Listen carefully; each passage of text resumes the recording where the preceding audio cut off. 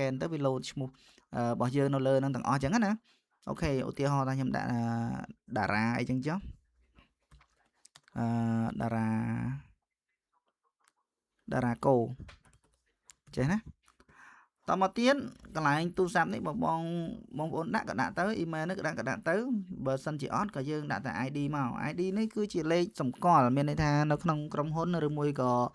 បុគ្គលិកមួយគឺតែងតែមានហើយ ID ID card អញ្ចឹងយើងដាក់មក ID ហ្មង M ហ្មង M 600អីចឹងចុះបាទតបមកកន្លែង department នេះគឺអូខេវារើសឲ្យយើងអូតូtag នេះយើងមិនចាំ tag តាណាទេយើងមិន tag ទេណាយើងមិន tag ទៅឲ្យពីណាឬមួយអីទេតែទៅមួយនឹងឈ្មោះហ្នឹងអញ្ចឹងយើងមិន tag ទេហើយយើងgeneral នេះយើងយកអីមកបើប្រុសយើងដាក់ប្រុសបើស្រីយើងដាក់ស្រីមកអញ្ចឹងហើយdate join នេះយើងអាចដាក់ពីថ្ងៃណា start ក៏បានអីក៏បានដែរយើងដាក់ទៅតែចិត្តណាហើយកន្លែងនេះតារាអូខេអញ្ចឹងយើង ID យើងដូចគ្នាណាយើងដាក់ធម្មតាមកអូខេអត់មានអីច្រើនទេមានតែប៉ុណ្ណឹងយើងចូលមកយើងដាក់ឈ្មោះមកនេះក៏មិនទេ title នេះយើងយក person មកប៉ុណ្ណឹងចប់អត់ហើយបាទតែប៉ុណ្ណឹងមកហើយយើង save មកបញ្ចប់បាទអញ្ចឹងយើងបានឈ្មោះគាត់មួយនៅក្នុងហ្នឹង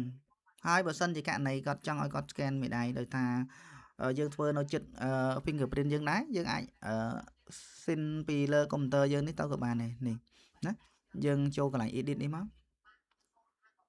ចុចលើ edit ហ្នឹងមកកន្លែង tray 3ហ្នឹងហើយយើងគ្រីសវាមកយកពីអីគេ finger យើងយក finger មកហើយយើងចុចលើម្រាមដៃចេះមកវានឹង load មកហើយ load device មកអញ្ចឹងយើងចុចលើ device នឹងមួយមកពងអញ្ចឹងវាឲ្យយើង scan ហើយអញ្ចឹងបងប្អូននៅចិត្តហ្នឹងបងប្អូន scan មកដាក់មក1 2 3អញ្ចឹងមានអូខេណាសាប់រីអញ្ចឹងយើងបានហើយបានម្រាមដៃមួយហើយឃើញនៅក្នុងហ្នឹងអញ្ចឹងយើង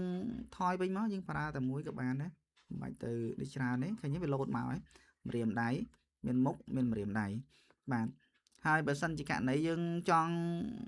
លុបឈ្មោះយើងចុចលេខ person មកហើយនេះយើងលុបមួយណាចោលឧទាហរណ៍ថាចង់លុបលេខនេះចោលយើងនេះវាមកអាសាយើងមកហើយយើងចូលមក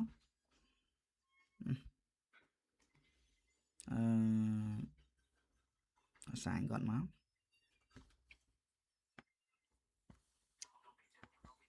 អញ្ចឹងវាឲ្យយើងមកហើយនេះ